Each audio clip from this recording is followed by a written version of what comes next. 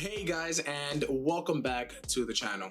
As you guys can see, I am not behind my actual desk. I'm actually behind my girl's desk because today we are going to go ahead and use the replacement screws that NZXT has been sending out to fix my girl's NZXT H1 case. Now, obviously, everybody is kind of aware of what's been going on with NZXT and their H1 case. The riser cable that they have, the PCB on it, it's obviously a very bad riser cable, and obviously has the risk of causing a fire, which is obviously not good. My girl uses this PC 24/7 over the last 6 or 7 months now, so obviously I don't want a fire hazard in the house, considering the fact that I have a child now. So I definitely don't want that now. Not that a child has promoted me to go ahead and try to save this now. I should have done this a long time ago, but luckily now I do have the fix here for you guys. So I've been reaching out to NZXT back and forth, and they finally sent me the little nylon screws that needs to be replaced within the actual riser cable. So we're going to go ahead and do that right away, so my girl can continue using her PC with a better peace of mind. Obviously, this is the first step of many in regards to NZXT's fixing this issue. Part one is obviously the screws.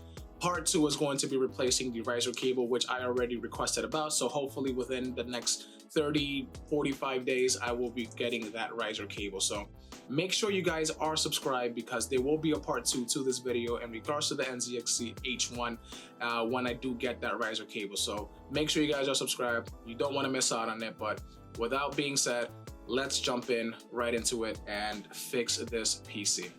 Okay, so as you guys are aware, the issue with the NZXT H1 is the riser cable, specifically the mounting holes. Gamers Nexus did a whole thing about it, but basically, the mounting holes cut into the PCB on the riser cable, and because the screws are also metal, depending on the severity of the cut of the hole, it can cause a short, which in turn can cause a fire. Now, NZXT has two fixes. The first fix is to replace the metal screws with nylon screws, which are just plastic and prevents the short from occurring. Now, this is a band-aid solution at best, but the problem still resides on the riser cable. And now the second fix is obviously the replacement of the riser cable. Now, that should be coming out sometime in April. I have the nylon screws sent over to me from NZXT, so we're going to replace the metal screw with these, so to help prevent this fire issue.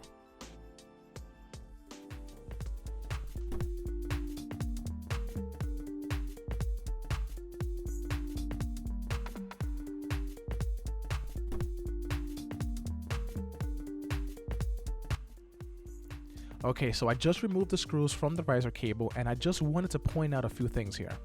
Sorry for the bad autofocus, by the way, but first, you see that there is some PCB dust that came out. That was right when I was removing the screws. You can also see the dust on the holes of the case. These screws are tightly screwed in, which caused that, but you don't want to see that, and it's not a good sign. Also, you can look at all these holes on the riser cable. That basically means that this was used for a universal purpose, not primarily for this case. So they definitely forced a hole here, which is obviously not a good thing. So now let me just finish installing the nylon screws, and we are going to be done here.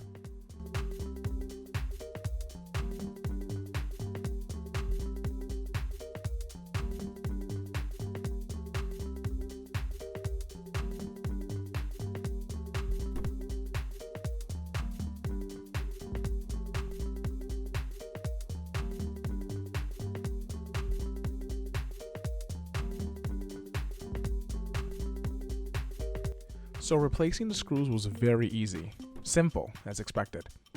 Now this prevents the screw from acting as a conductor to create that short that would have happened with the older metal screws. Now here's hoping that NZXT can send over the riser cable to never even have this be a potential issue anymore. So there you guys have it. It was a very easy thing to do, but I just wanted to show you all the first step in finally fixing the issue as a whole, so I can get back to doing tests on that machine. Now, I really like this case. I think it offers great appeal to different users, and it comes in a great overall package. I know that NZXT isn't well known for having the best performing cases in terms of cooling, but their appeal is in low cost and ease of use while having a simplistic yet attractive look. Now I do plan on eventually showing you guys some cool things with this case, so be sure you guys are subscribed so you don't miss any of it. Now before I end the video, I kind of just wanted to say something really fast in regards to how this whole thing went down with NZXT.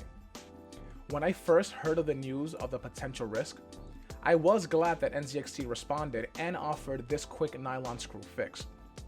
But after watching the Gamers Nexus content on all that has actually happened, I was very upset and disappointed in how NZXT handled it with their lack of communication for a short time with GN about the riser card issue.